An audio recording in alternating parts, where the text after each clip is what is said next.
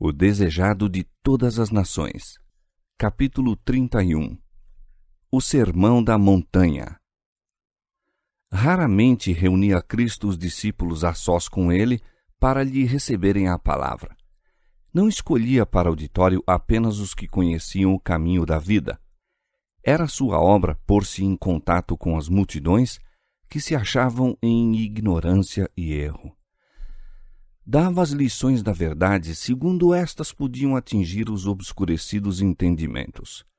Ele próprio era a verdade, lombos cingidos e mãos sempre estendidas para abençoar, buscando, com palavras de advertência, súplica e animação, erguer a todos quantos iam ter com ele. O Sermão da Montanha, conquanto feito especialmente para os discípulos, foi proferido aos ouvidos da multidão. Após a ordenação dos apóstolos, Jesus foi com eles para a praia do mar. Ali, de manhã cedo, começara o povo a se reunir. Além das costumadas multidões das cidades da Galiléia, havia gente da Judéia e da própria Jerusalém, da Pérea, de Decápolis, da Idumeia para o sul da Judéia, e de Tiro e Sidom, as cidades fenícias da costa do Mediterrâneo. Ouvindo quão grandes coisas fazia, tinham vindo para o ouvir e serem curados das suas enfermidades, porque saía dele virtude e curava a todos. Marcos capítulo 3, verso 8 e Lucas capítulo 6, versos 17 e 19. A estreita praia não oferecia espaço ao alcance de sua voz para todos quantos o desejavam ouvir, e Jesus os conduziu de volta à encosta da montanha. Chegando a um espaço plano, que proporcionava aprazível lugar de reunião para vasto auditório, sentou-se ele próprio na relva e os discípulos e a multidão seguiram-lhe o exemplo. O lugar dos discípulos era sempre próximo a Jesus. O povo comprimia-se constantemente em torno dele, mas os discípulos entendiam que seu lugar junto do Mestre não devia ser tomado pela multidão. Sentaram-se-lhe bem próximo, de modo a não perder nenhuma palavra de suas instruções. Eram ouvintes atentos, ansiosos por compreender as verdades que teriam de dar a conhecer em todas as terras, em todos os séculos. Com a impressão de que podiam esperar qualquer coisa acima do comum, apertaram-se todos em volta do Mestre. Acreditavam que o reino seria em breve estabelecido e, em vista dos acontecimentos daquela manhã, convenceram-se de que seria feita alguma declaração a esse respeito. Também a multidão estava em atitude de expectativa e a ansiedade das fisionomias atestava o profundo interesse. Ao sentar-se o povo na verdejante encosta, aguardando as palavras do Divino Mestre, tinham o coração cheio de pensamentos quanto à glória futura. Havia escribas e fariseus que esperavam o dia em que lhes seria dado domínio sobre os odiados romanos e possuíssem as riquezas do grande império do mundo. Os pobres camponeses e pescadores esperavam ouvir a certeza de que suas míseras choças, o escasso alimento, a vida de árduo labutar e o temor da necessidade deviam ser trocados por mansões onde reinassem abundância e dias de sossego. Em lugar da ordinária vestimenta que os abrigava de dia e do cobertor que os agasalhava à noite, esperavam Cristo lhes daria os ricos e custosos trajes de seus conquistadores. Todos os corações fremiam à orgulhosa esperança de que Israel seria, em breve, honrado ante as nações como os escolhidos do Senhor, e Jerusalém exaltada como a sede do reino universal. Cristo decepcionou essa esperança de mundana grandeza. No Sermão do Monte, procurou desfazer a obra da falsa educação, dando a seus ouvintes conceito exato de seu reino, bem como de seu próprio caráter. Não atacou, todavia, diretamente os erros do povo. Via as misérias do mundo em razão do pecado, mas não lhes apresentou um quadro vivo de sua desgraça. Ensinou-lhes alguma coisa infinitamente melhor do que haviam conhecido. sem lhes combater as ideias acerca do reino de Deus, disse-lhes as condições de entrada ali, deixando-os tirar suas próprias conclusões quanto à natureza do mesmo. As verdades que ensinou não são menos importantes para nós que para a multidão que o seguia. Não menos do que eles, necessitamos nós de aprender os princípios fundamentais do reino de Deus. As primeiras palavras de Cristo ao povo, no monte, foram de bênção. Bem-aventurados, disse, são os que reconhecem sua pobreza espiritual e sentem sua necessidade de redenção. O Evangelho deve ser pregado ao pobre, não ao espiritualmente orgulhoso. O que pretende ser rico e de nada necessitar é ele revelado, mas aos humildes e contritos. Uma única fonte fora aberta para o pecado, uma fonte para os pobres de espírito. O coração orgulhoso esforça-se por alcançar a salvação, mas tanto o nosso título ao céu como nossa adequação para ele encontram-se na justiça de Cristo. O Senhor nada pode fazer para a restauração do homem enquanto ele, convicto de sua própria fraqueza e despido de toda a presunção, não se entrega à guia divina. Pode, então, receber o dom que Deus está à espera de conceder. Coisa alguma é recusada à alma que sente a própria necessidade. Ela tem ilimitado acesso àquele em quem habita toda a plenitude, porque assim diz o alto e o sublime, que habita na eternidade e cujo nome é santo. Num alto e santo lugar habito, e também com o contrito e abatido de espírito, para vivificar o espírito dos abatidos e para vivificar o coração dos contritos. Isaías 57:15. Bem-aventurados os que choram, porque eles serão consolados. Por essas palavras, Cristo não ensina que o chorar em si mesmo tenha poder para remover a culpa do pecado. Não sanciona a suposta ou voluntária humildade. O choro a que se refere não consiste em melancolia e lamentação. Ao passo que nos afligimos por causa do pecado, cumpre-nos regozijar-nos no precioso privilégio de ser filhos de Deus. Entristecemo-nos muitas vezes porque nossas más ações nos trazem desagradáveis consequências, mas isso não é arrependimento. A verdadeira tristeza pelo pecado é o resultado da operação do Espírito Santo. Este revela a ingratidão da alma que menosprezou e ofendeu o Salvador, levando-nos contritos ao pé da cruz. Por todo pecado é Jesus novamente ferido, e ao olharmos àquele a quem transpassamos, choramos as transgressões que lhe trouxeram angústia. Tal pranto levará à renúncia do pecado. Os mundanos talvez considerem esse choro uma fraqueza, mas é a força que liga o penitente ao infinito, com laços que se não podem romper.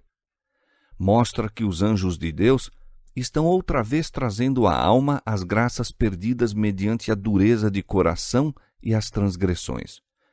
As lágrimas do penitente não são senão as gotas de chuva que precedem o sol da santidade.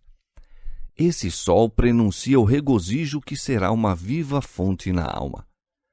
Somente reconhece a tua iniquidade, que contra o Senhor teu Deus transgrediste, e não farei cair a minha ira sobre vós, porque benigno sou, diz o Senhor. Acerca dos tristes de Sião, determinou ele dar-lhes ornamento por cinza, óleo de gozo por tristeza, vestido de louvor por espírito quebrantado. Jeremias capítulo 3, versos 13 e 12 e Isaías 61, 3. E também para os que choram em provação e dor, existe conforto. A amargura do desgosto e da humilhação é preferível às satisfações do pecado. Por meio da aflição, revela-nos Deus os lugares infeccionados em nosso caráter, para que, por sua graça, possamos vencer nossas faltas. Desconhecidos capítulos que nos dizem respeito são-nos patenteados e sobrevém a prova a ver se aceitamos a repreensão e o conselho de Deus. Quando provados, não nos devemos afligir e impacientar. Não nos devemos rebelar ou buscar fugir à mão de Cristo. Antes, humilhar a alma perante Deus. Os caminhos do Senhor são obscuros ao que procura ver as coisas sob um aspecto agradável para si mesmo. Afiguram-se sombrios e destituídos de alegria à nossa natureza humana. Mas os caminhos do Senhor são de misericórdia e o fim é salvação. Elias não sabia o que estava fazendo quando disse no deserto que bastava de viver e orou pedindo a morte. O Senhor, em sua misericórdia, não lhe pegou na palavra. Havia ainda uma grande obra a ser realizada por Elias, e, concluída essa obra, não devia ele perecer desanimado e só no deserto. Tampouco lhe caberia descer ao pó da morte, mas a ascensão gloriosa com o cortejo dos carros celestiais para o trono do alto. Eis a palavra de Deus para os aflitos. Eu vejo os seus caminhos e os sararei. Também os guiarei e lhes tornarei a dar consolações e aos seus pranteadores. E tornarei o seu pranto em alegria e os consolarei e transformarei em regozijo a sua tristeza. Isaías 57:18 e Jeremias 31:13. Bem-aventurados os mansos. As dificuldades que temos de enfrentar podem ser muito minoradas por aquela mansidão que se esconde em Cristo. Se possuirmos a humildade de nosso Mestre, sobrepor-nos-emos aos menosprezos, às repulsas, aos aborrecimentos a que estamos diariamente expostos, e estes deixarão de nos lançar sombra sobre o espírito. A mais elevada prova de nobreza num cristão é o domínio de si mesmo. Aquele que, em face de maus tratos ou de crueldade, deixa de manter espírito calmo e confiante, rouba a Deus de seu direito de nele revelar sua própria perfeição de caráter. Humildade de coração é a força que dá vitória aos seguidores de Cristo. É o penhor de sua ligação com as cortes do alto. Ainda que o Senhor é excelso, atenta para o humilde. Salmo 138, verso 6. Os que manifestam o manso e humilde espírito de Cristo são ternamente considerados por Deus. Podem ser olhados com desdém pelo mundo, mas são de grande valor aos seus olhos. Não somente os sábios, os grandes, os caritativos obterão passaporte para as cortes celestes. Não somente o atarefado obreiro, cheio de zelo e atividade. Não, o pobre de espírito, que ambiciona a presença permanente de Cristo, o humilde de coração, cujo mais alto anelo é fazer a vontade de Deus, estes receberão uma entrada abundante. Achar-se-ão entre os que lavaram suas vestiduras e as branquearam no sangue do Cordeiro. Por isso estão diante do trono de Deus e o servem de dia e de noite no seu templo. E aquele que está assentado sobre o trono os cobrirá com a sua sombra. Apocalipse capítulo 7, verso 15. Bem-aventurados os que têm fome e sede de justiça. O sentimento da própria indignidade levará o coração a ter fome e sede de justiça, e esse desejo não será decepcionado. Os que dão lugar a Jesus no coração compreender-lhe-ão o amor. Todos quantos anseiam ter semelhança de caráter com Deus serão satisfeitos. O Espírito Santo nunca deixa sem assistência a alma que está olhando a Cristo.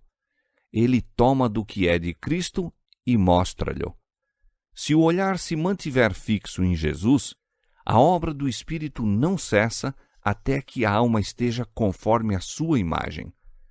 O puro elemento do amor dará expansão à alma, comunicando-lhe capacidade para altas consecuções, para maior conhecimento das coisas celestes, de maneira que ela não fique aquém da plenitude.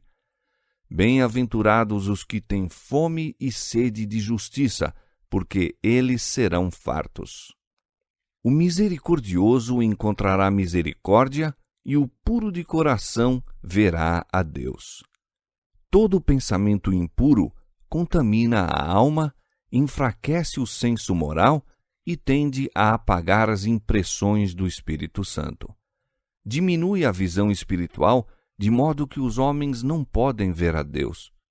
O Senhor pode perdoar o arrependido pecador e perdoa. Embora perdoada, porém, a alma fica prejudicada. Toda impureza de linguagem ou de pensamento deve ser evitada por aquele que quer possuir clara percepção da verdade espiritual. As palavras de Cristo, todavia, abrangem mais que a isenção da impureza sensual, mais que a ausência daquela contaminação cerimonial que os judeus tão rigorosamente evitavam. O egoísmo nos impede de ver a Deus. O espírito interesseiro julga a Deus igual a si mesmo. Até que tenhamos renunciado a isso, não podemos compreender aquele que é amor. Unicamente o coração abnegado, o humilde e fiel de espírito, verá a Deus como misericordioso e piedoso, tardio em iras e grande em beneficência e verdade. Êxodo 34, 6. Bem-aventurados os pacificadores. A paz de Cristo provém da verdade, é harmonia com Deus. O mundo está em inimizade com a lei de Deus. Os pecadores acham-se em inimizade com seu Criador e, em resultado, em inimizade uns com os outros. Mas o salmista declara: muita paz têm os que amam a tua lei, e para eles não há tropeço. Salmo 119, verso 65. Os homens não podem fabricar a paz. Os projetos humanos para a purificação e erguimento dos indivíduos ou da sociedade deixarão de produzir a paz, visto como não atingem o coração. O único poder capaz de criar ou perpetuar a verdadeira paz é a graça de Cristo. Quando esta é implantada no coração, expelirá as más paixões que causam luta e dissensão. Em lugar do espinheiro crescerá a faia, e em lugar da sarça crescerá a murta, e a vida deserta exultará e florescerá como a rosa. Isaías capítulo 55, verso 13 e capítulo 35, verso 1. As multidões surpreendiam-se ante esses ensinos tão diversos dos preceitos e exemplos dos fariseus. O povo chegara a pensar que a felicidade consistia na posse das coisas deste mundo e que a fama e honra dos homens eram muito de se cobiçar. Era muito grato alguém ser chamado Rabi e ser exaltado como sábio e religioso, vendo suas virtudes exibidas perante o público. Isso devia ser considerado a suprema felicidade. Mas, perante aquela numerosa multidão, Jesus declarou que o lucro terrestre era toda a recompensa que essas pessoas haviam de obter. Falava com segurança e um convincente poder secundava-lhe as palavras. O povo emudeceu, sendo tomado de um sentimento de temor. Olhavam-se uns aos outros, duvidosos. Quem dentre eles se salvaria, fossem verdadeiros os ensinos desse homem? Muitos estavam convencidos de que esse notável mestre era movido pelo Espírito de Deus e divinos eram os sentimentos por ele manifestados. Depois de explicar em que consistia a verdadeira felicidade e como pode ser obtida, Jesus indicou mais definidamente os deveres de seus discípulos como mestres escolhidos por Deus para levar outros ao caminho da justiça e da vida eterna. Sabia que haveriam de ser muitas vezes decepcionados e sofrer desânimos, que enfrentariam decidida oposição, seriam insultados e rejeitado o seu testemunho. Bem sabia ele que, no cumprimento de sua missão, os humildes homens que tão atentos lhe escutavam as palavras haviam de sofrer calúnias, torturas, prisões e morte, e continuou: Bem-aventurados os que sofrem perseguição por causa da justiça, porque deles é o reino dos céus. Bem-aventurados sois vós, quando vos injuriarem e perseguirem, e mentindo disserem todo o mal contra vós por minha causa. Exultai e alegrai-vos, porque é grande o vosso galardão nos céus, porque assim perseguiram os profetas que foram antes de vós. O mundo ama o pecado e aborrece a justiça, e foi essa a causa de sua hostilidade para com Jesus. Todos quantos recusam seu infinito amor acharão o cristianismo um elemento perturbador. A luz de Cristo espanca as trevas que lhes cobrem os pecados, patenteando-se a necessidade de reforma, ao passo que os que se submetem à influência do Espírito Santo começam a lutar consigo mesmos, os que se apegam ao pecado combatem contra a verdade e seus representantes. Assim se cria o conflito e os seguidores de Cristo são acusados de perturbadores do povo. Mas é a união com Deus que lhes atrai a inimizade do mundo. Levam o vitupério de Cristo. Estão palmilhando a senda trilhada pelos mais nobres da terra. Não com pesar, mas com regozijo, devem enfrentar as perseguições. Cada ardente prova é um instrumento de Deus para a sua purificação. Cada uma delas os está preparando para a sua obra de colaboradores seus. Cada conflito tem seu lugar na grande batalha em busca da justiça e ajuntará uma alegria ao seu final triunfo. Tendo isso em vista, a prova de sua fé e paciência será de bom grado aceita em vez de temida e evitada. Ansiosos por cumprir sua obrigação para o mundo, fixando seu desejo na aprovação de Deus, seus servos têm de cumprir cada dever a despeito do temor dos homens ou de seu favor. Vós sois o sal da terra, disse Jesus. Não vos aparteis do mundo a fim de escapar à perseguição. Deveis permanecer entre os homens, para que o sabor do amor divino seja como o sal a preservar o mundo da corrupção.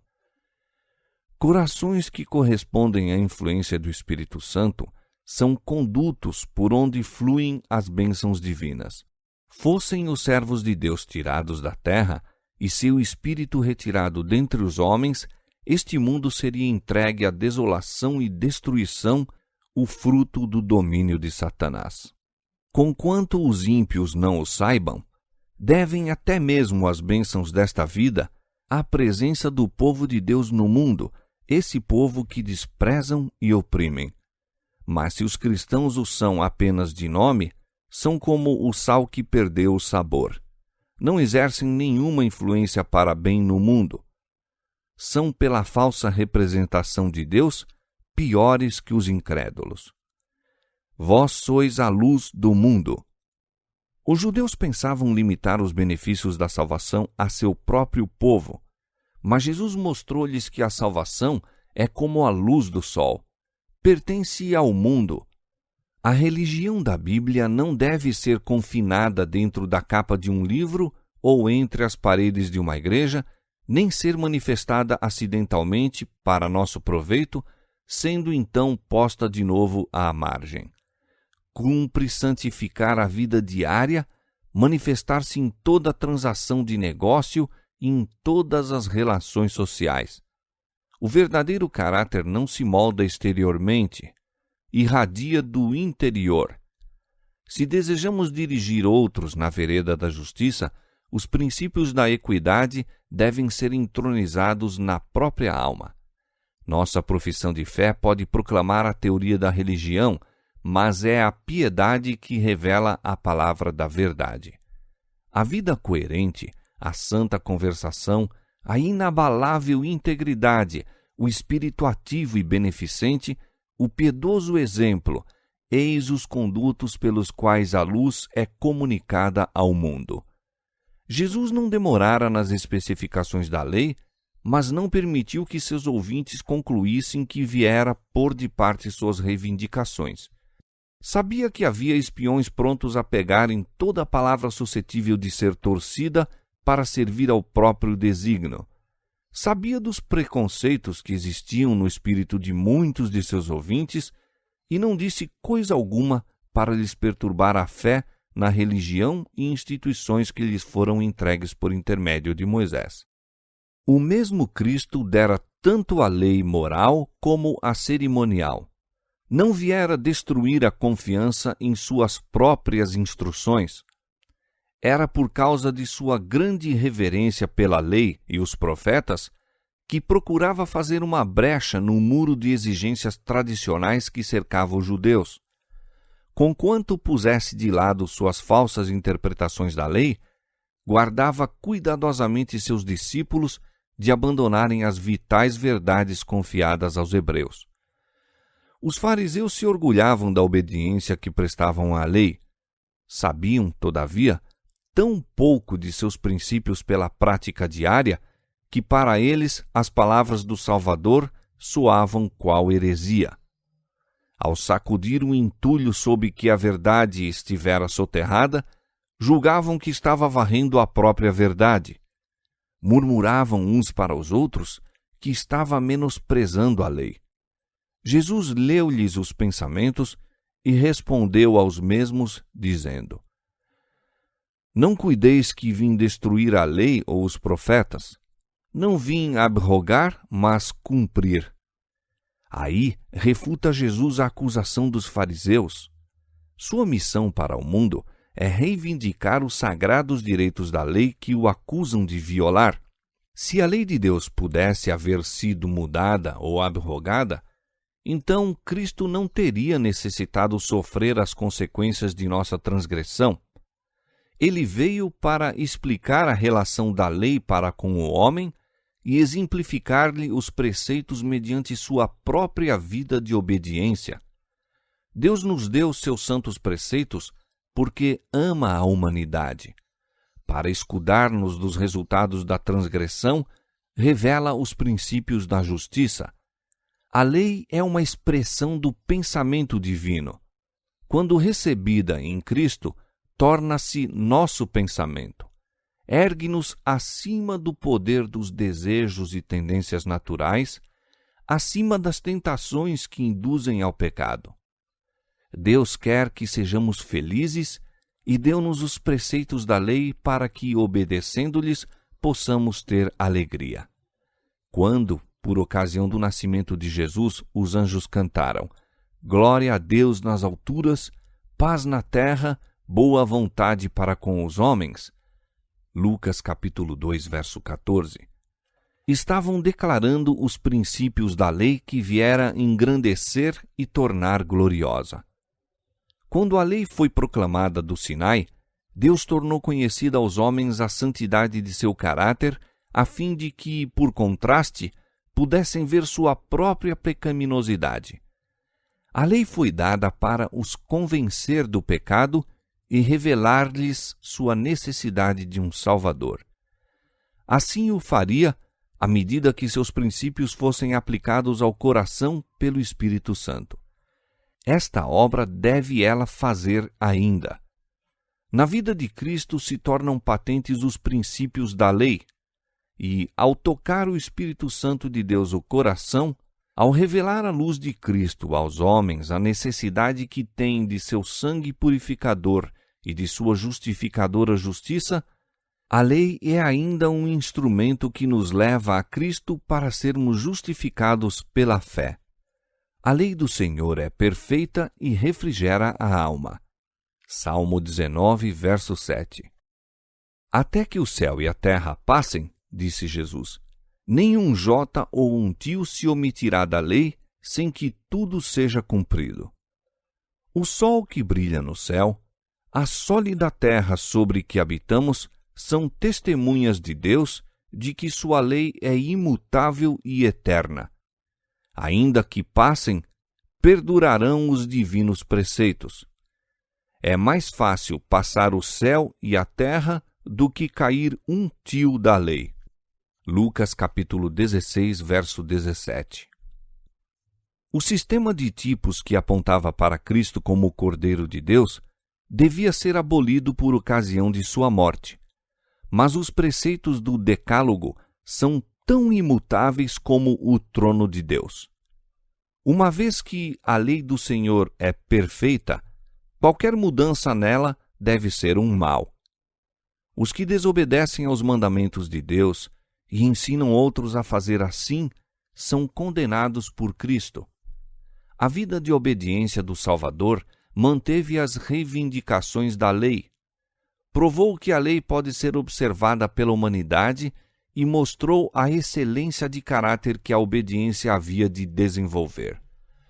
Todos quantos obedecem como ele fez, estão semelhantemente declarando que a lei é santa, justa e boa. Romanos 7:12. Por outro lado, todos quantos transgridem os mandamentos divinos estão apoiando a pretensão de Satanás de que a lei é injusta e não pode ser obedecida. Secundam assim os enganos do grande adversário e desonram a Deus. São filhos do maligno, o qual foi o primeiro rebelde contra a lei do Senhor. Admiti-los no céu seria aí introduzir novamente elementos de discórdia e rebelião e pôr em risco o bem-estar do universo. Ninguém que voluntariamente despreze um princípio da lei entrará no céu. Os rabis consideravam sua justiça um passaporte para o céu. Mas Jesus declarou-a insuficiente e indigna. As cerimônias exteriores e um teórico conhecimento da verdade constituíam justiça farisaica. Os rabis pretendiam ser santos por meio de seus próprios esforços em guardar a lei, mas suas obras haviam divorciado a justiça da religião. Conquanto fossem extremamente escrupulosos nas observâncias rituais, sua vida era imoral e falsificada. Sua chamada justiça nunca poderia penetrar no reino do céu. O maior dos enganos do espírito humano nos dias de Cristo era que um mero assentimento à verdade constituísse justiça. Em toda a experiência humana, o conhecimento teórico da verdade se tem demonstrado insuficiente para a salvação da alma. Não produz os frutos de justiça. Uma ciosa consideração pelo que é classificado verdade teológica acompanha frequentemente o ódio pela verdade genuína, segundo se manifesta na vida. Os mais negros capítulos da história acham-se repletos do registro de crimes cometidos por fanáticos adeptos de religiões. Os fariseus pretendiam ser filhos de Abraão e vangloriavam-se de possuir os oráculos de Deus. Todavia, essas vantagens não os preservavam do egoísmo, da malignidade, da ganância e da mais baixa hipocrisia. Julgavam-se os maiores religiosos do mundo, mas sua chamada ortodoxia os levou a crucificar o Senhor da Glória. O mesmo perigo existe ainda. Muito se tem na conta de cristãos simplesmente porque concordam com certos dogmas teológicos. Não introduziram, porém, a verdade na vida prática. Não creram nela nem a amaram. Não receberam, portanto, o poder e a graça que advém mediante a santificação da verdade. Os homens podem professar fé na verdade, mas se ela não os torna sinceros, bondosos, pacientes, dominados, tomando prazer nas coisas de cima, é uma maldição a seu possuidor e, por meio de sua influência, uma maldição ao mundo.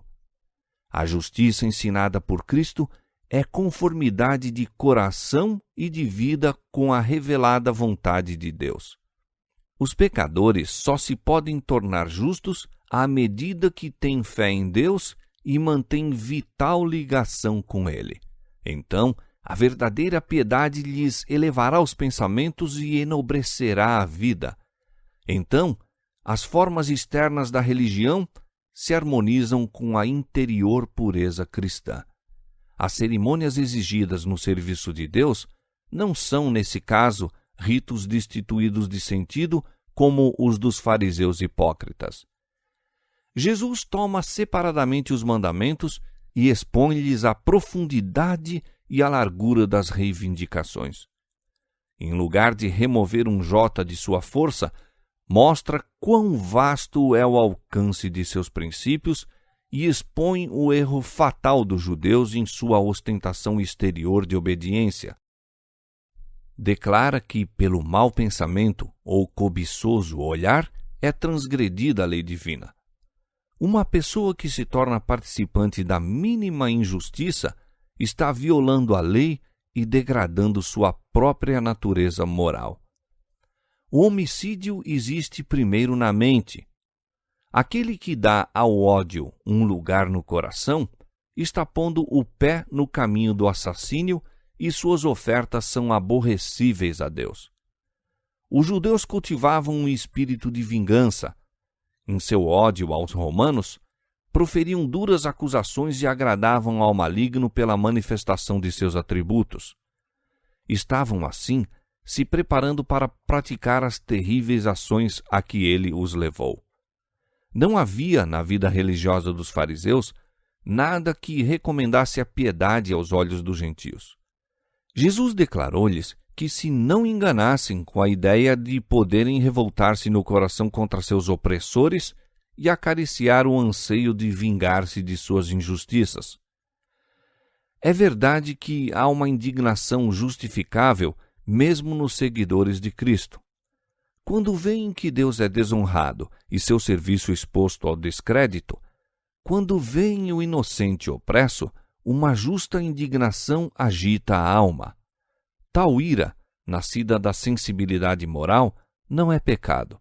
Mas os que, a qualquer suposta provocação, se sentem em liberdade de condescender com a zanga ou o ressentimento, estão abrindo o coração a Satanás. Amargura e animosidade devem ser banidas da alma se queremos estar em harmonia com o céu. O Salvador vai além disso.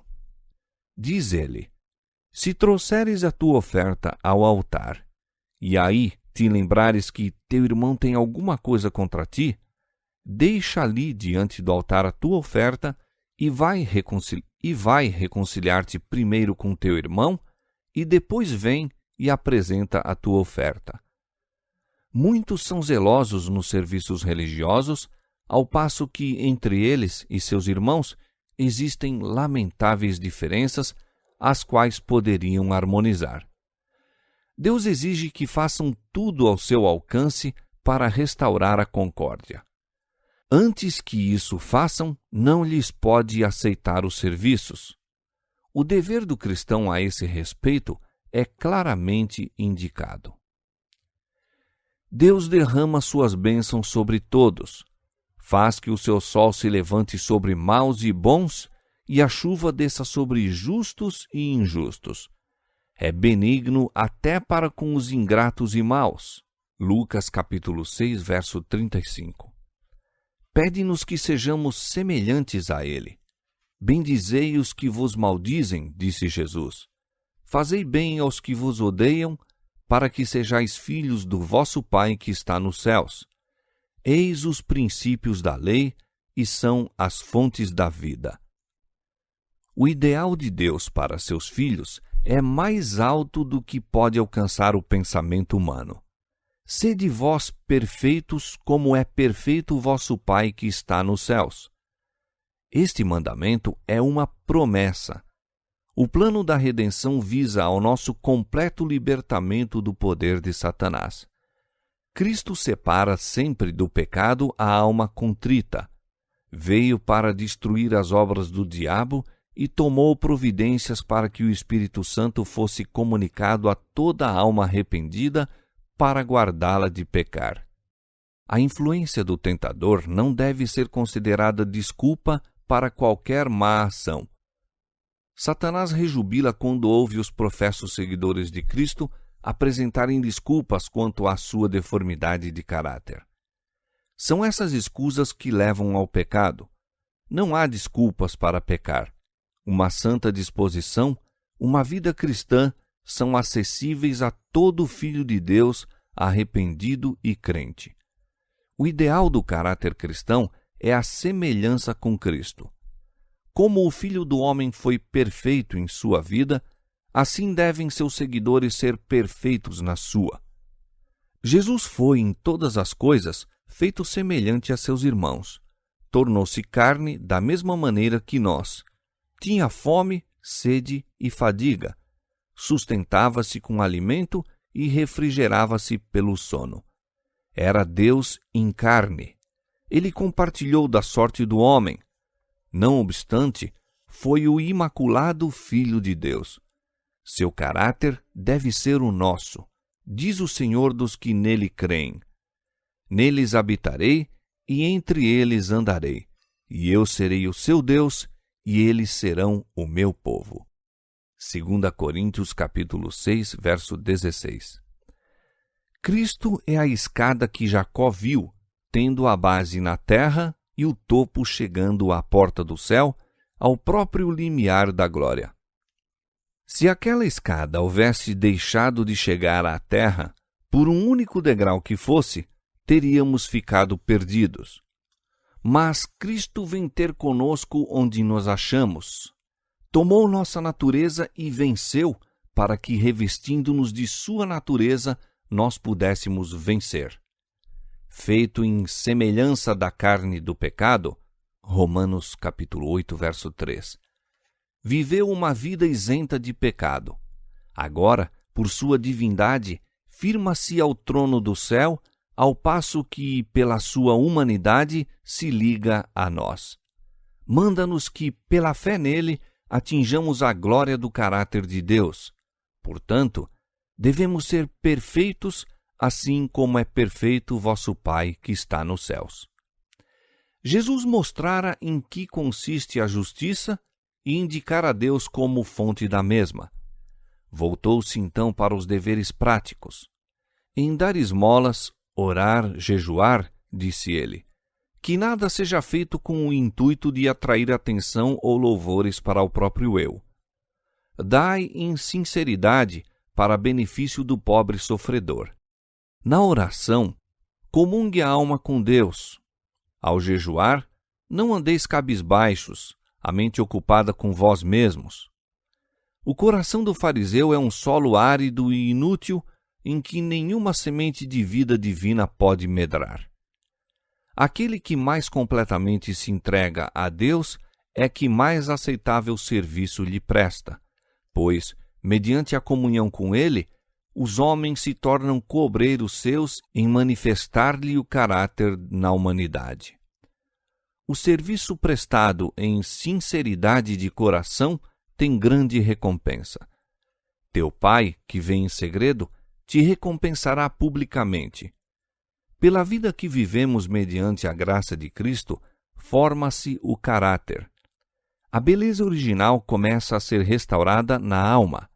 São comunicados os atributos do caráter de Cristo, começando a refletir-se a imagem do divino. A fisionomia dos homens e mulheres que andam e trabalham com Deus exprime a paz do céu. São circundados da atmosfera celeste.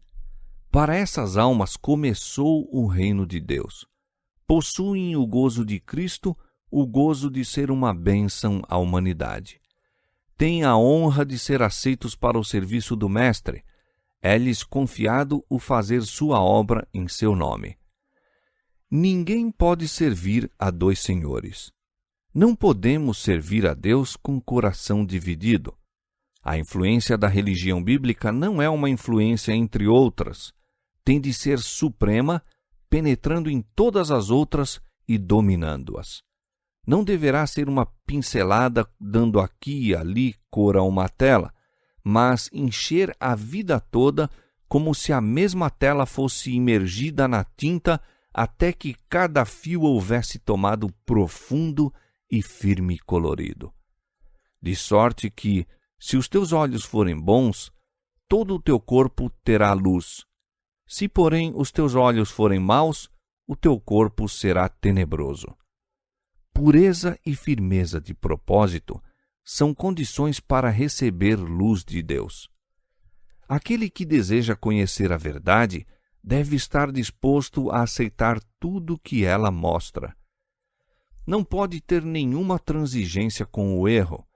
Estar vacilante e morno para com a verdade é preferir as trevas do erro e o engano de Satanás. Os métodos mundanos e os retos princípios da justiça não se misturam imperceptivelmente como as cores do arco-íris. Há entre eles, traçada pelo eterno Deus, vasta e distinta linha divisória.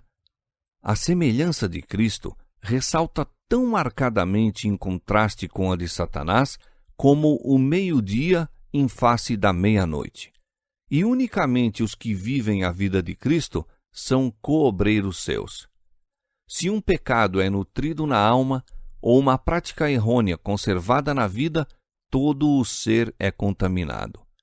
O homem torna-se instrumento de injustiça. Todos quantos escolheram o serviço de Deus devem descansar em seu cuidado. Cristo apontou os pássaros voando no espaço, as flores no campo, pedindo a seus ouvintes que considerassem essas criaturas de Deus. Não tendes vós muito mais valor do que elas? Disse ele. A medida da atenção divina concedida a qualquer criatura é proporcional à sua posição na escala dos seres. A pequenina andorinha é velada pela providência. As flores do campo, a relva que atapeta o solo, partilham da atenção e cuidado do Pai Celeste. O grande artista, o artista mestre, teve pensamentos para os lírios, fazendo-os tão bonitos que ultrapassam a glória de Salomão. Quanto mais cuida ele do homem, a imagem e glória divinas. Anela ver seus filhos revelarem um caráter à sua semelhança. Como a luz solar comunica às flores seus múltiplos e delicados matizes, assim transmite ele à alma a beleza de seu próprio caráter.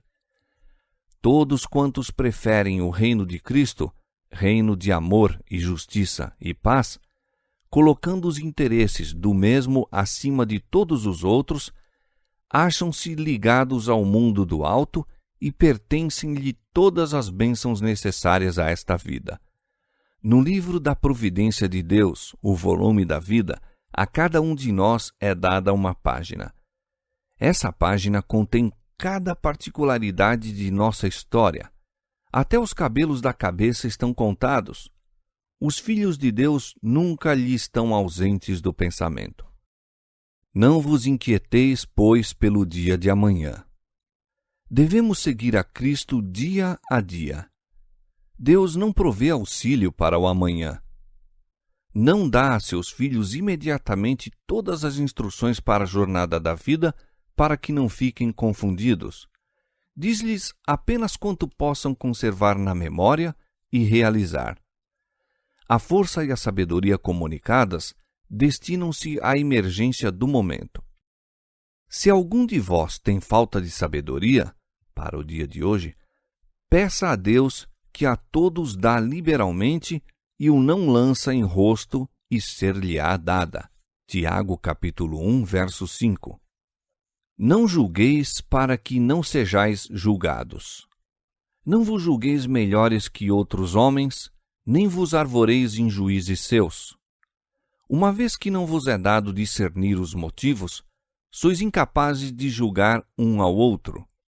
Ao criticá-lo, estai-vos sentenciando a vós mesmos, pois mostrais ter parte com Satanás, o acusador dos irmãos.